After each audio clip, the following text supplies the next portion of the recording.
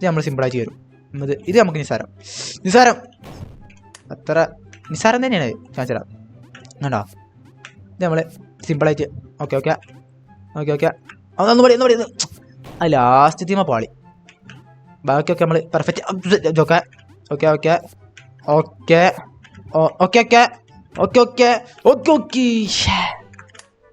കൊണ്ടാൻ ചാടിയില്ല. കൊണ്ട് നമ്മളെ കളിയാക്കാണ്.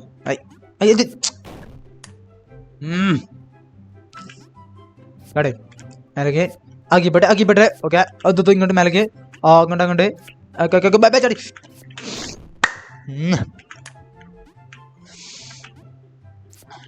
നമ്മൾ